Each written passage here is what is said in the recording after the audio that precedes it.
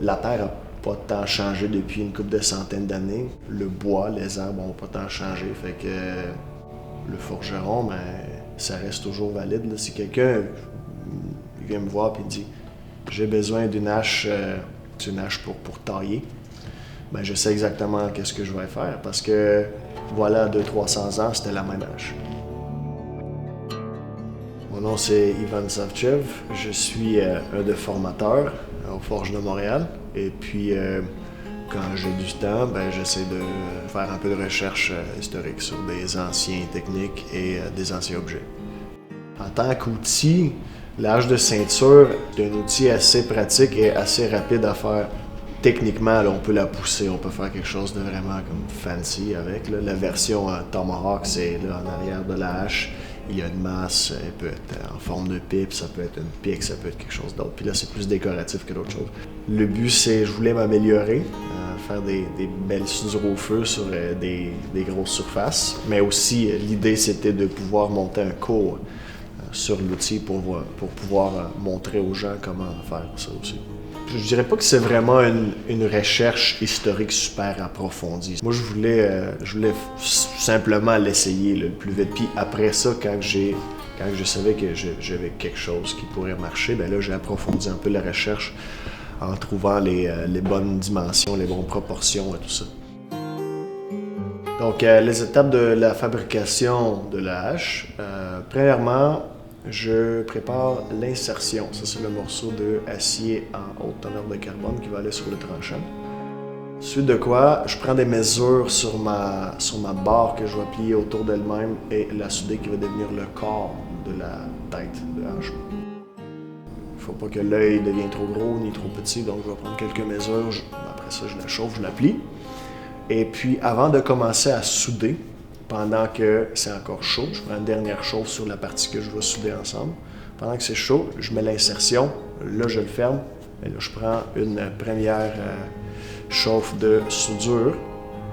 Et aussitôt que le bout tient, là j'ai l'insertion dedans, le bout tient, là je peux souder le reste de la tête. Si on a un outil ancien, qu'il est à la fin de sa vie utile ou qu'il a craqué ou quelque chose, là, on est capable de réparer. Et si on sait comment c'est fait, bien, on est capable de le maintenir. Là, je m'avance tranquillement sur la section de la lame jusqu'au bout. Là, je l'amincis un peu, je la longe. Il y a un épaulement à former aussi. Là. Il y a comme une coche. Là. Je forme ça, j'étire plus et puis je vérifie une dernière fois la géométrie. Il y a comme une triangulation qui doit se faire là, avec les angles. Je me fais un dessin, voir si ça marche bien, parce que chaque hache est particulière. Je mets le mandrin dans l'œil, question de raffiner la forme, de lui donner la bonne forme qu'il est supposé d'avoir. Puis là, je me mets à limer. Je vais mêler certaines formes là-dedans. Je rectifie l'intérieur de l'œil s'il faut.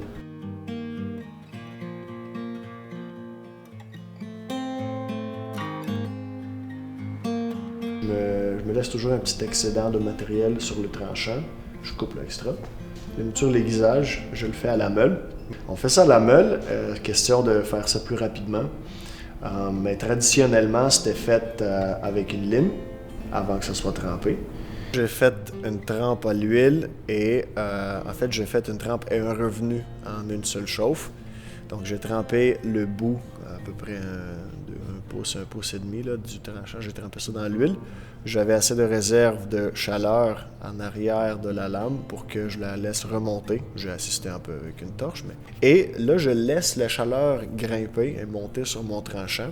Ce revenu-là, moi, j'ai voulu obtenir une couleur bronze foncé, là, quasiment violet. Là. Juste une petite touche de violet. Et puis, je suis prêt pour former le manche. J'insère ça et je torréfie le manche. Je mets de la cire d'abeille.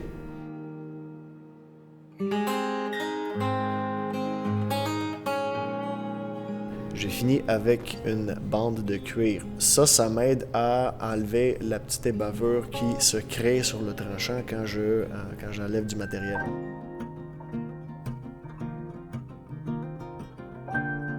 Donc, Geneviève Trébeau.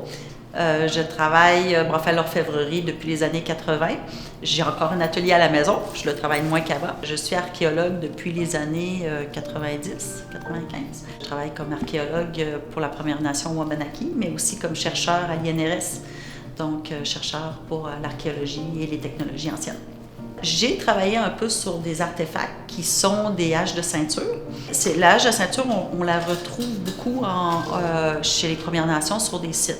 Une hache de ceinture, moi j'appelle ça dans mon langage un objet multitâche. Ça sert à couper du petit bois, ça sert à enfoncer une porte, ça sert à couper une tête, éventuellement, blesser quelqu'un, on peut dire ça comme ça. Donc, c'est une arme de guerre, c'est un outil extrêmement versatile, quand même assez petit, pas trop lourd, donc on peut le transporter partout avec nous. Pour moi, c'est vraiment l'objet multitâche qu'on utilise encore aujourd'hui.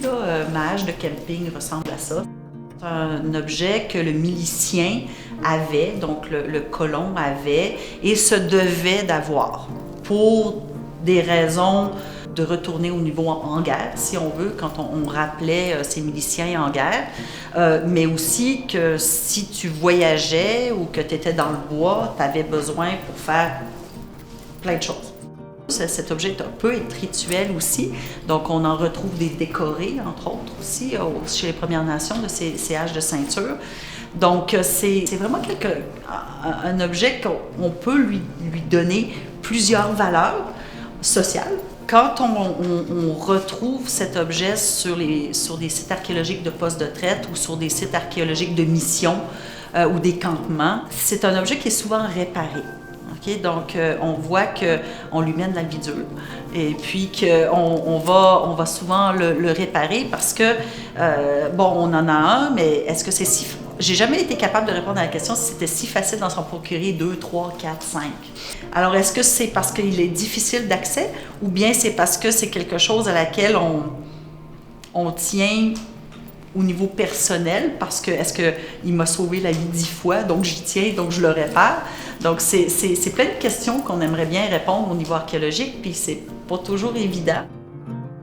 L'importance de la recherche pour les objets forgés, c'est justement de pouvoir recréer ces techniques anciennes.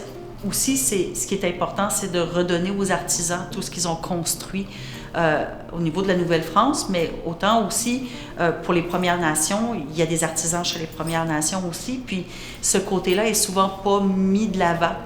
Et puis, une des bonnes façons de le mettre de l'avant, c'est de parler de ces techniques anciennes.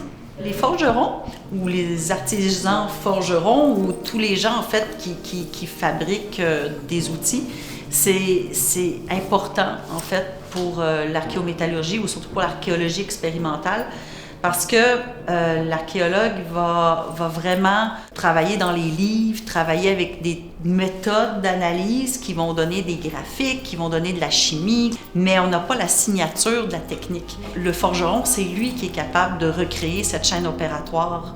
Et puis, si on ne pouvait pas la recréer, on ne pourrait pas la définir et en parler. Puis là où ça devient intéressant, c'est si les archéologues, ils appellent un forgeron, ils disent « Peux-tu essayer de voir comment ça a été fait, ça? » Puis là, le forgeron, tout d'un coup, il devient un archéométallurgiste. Donc, sachant c'est quoi le matériau qu'il y avait dans le temps, sachant c'est quoi la technologie, il peut essayer de recréer, et donc ça peut compléter la recherche archéologique. Je pense que le feu, la forge, le travail de la métallurgie a toujours fasciné un peu l'être humain pour plusieurs raisons. D'ailleurs, on le voit, je pense, au niveau de toutes les histoires, au niveau des légendes, etc. Donc, c'est quand même, le métal en général a quand même un intérêt. Je pense que les gens, ils aiment savoir comment étaient fabriqués les outils. C'est important, c'est des connaissances à avoir, des connaissances aussi que pour faire connaître les artisans et la valeur d'un artisan dans une société qui qui évolue, qui est créée et qui évolue comme la Nouvelle-France. Donc, qu'est-ce qu'un archéologue peut ramener au Québec? C'est naturellement les connaissances là, sur le passé. Je pense que de connaître le passé, c'est quand même important pour valoriser le futur. Comment a évolué un territoire, comment a évolué un paysage, comment on l'a changé, les humains ici, depuis 400 ans. Cet impact-là sur les Premières Nations aussi est important. Donc, tout ça fait partie de l'archéologie puis de l'importance de documenter le passé. Le forgeron, qu'est-ce qu'il vient faire? Comment est-ce qu'il s'implique dans cette connaissance archéologique? C'est vraiment dans l'archéologie expérimentale, mais c'est aussi un peu le gardien des savoir-faire. Donc, des traditions, si on veut, qui perdurent. Et puis, c'est pour ça que c'est important que les artisans et les forgerons soient encore là aujourd'hui pour pouvoir nous parler de ces connaissances-là, puis de pouvoir les transmettre.